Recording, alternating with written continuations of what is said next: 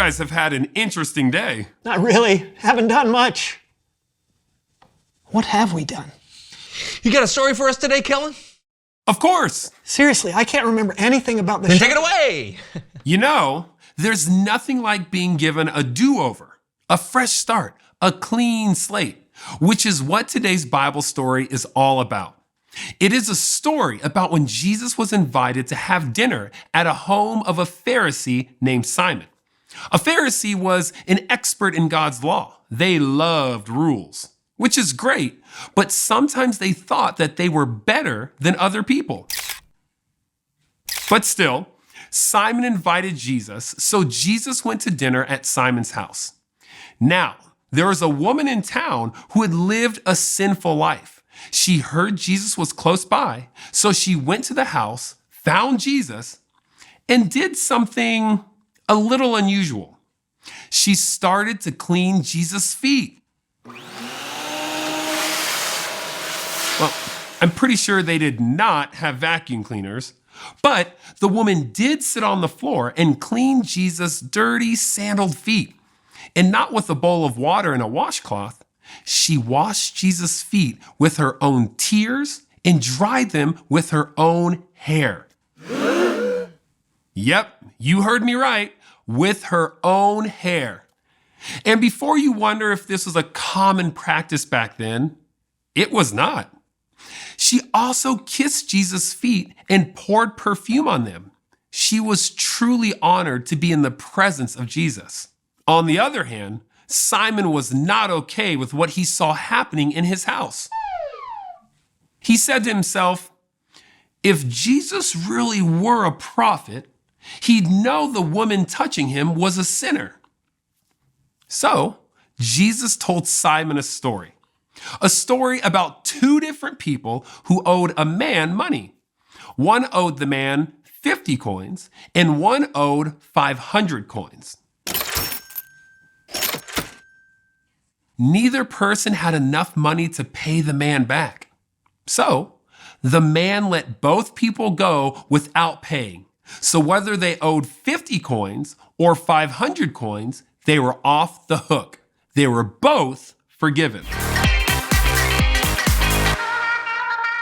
After the story, Jesus asked Simon, which of the two people would love the man more?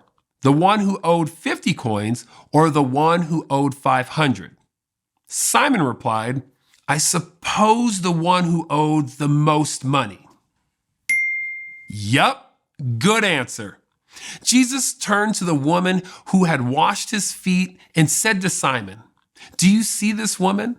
I came into your house. You did not give me any water to wash my feet, but she wet my feet with her tears and wiped them with her hair.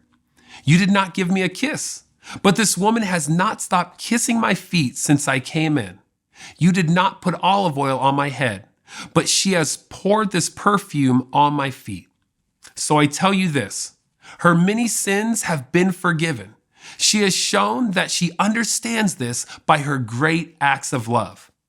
But whoever has been forgiven only a little loves only a little. Boom. After that, Jesus told the woman her sins were forgiven because of her faith. The woman knew what it felt like to truly be forgiven, and she had to show Jesus how unbelievably grateful she was. What'd you think, fellas? I gotta say, feet always weird me out. But her just doing that for Jesus without a second thought of what the other people in the room might think, that's pretty incredible. Yeah, that just proves how grateful she was to be forgiven. Oh, yeah. You know, I don't think I'm always that grateful, even though I've been forgiven a lot. It's true. All of us are a work in progress. We all need forgiveness sometime. Yeah, I need forgiveness every day. Like even today when I was making Brandon dance like a cat. You were what? Yeah, that's a great story, Kellen. Thanks, guys. I'll see you next time. Dance like a cat? Yeah. You know how sometimes when you type something in a typewriter and the things you type actually start happening. That's not a thing. Okay.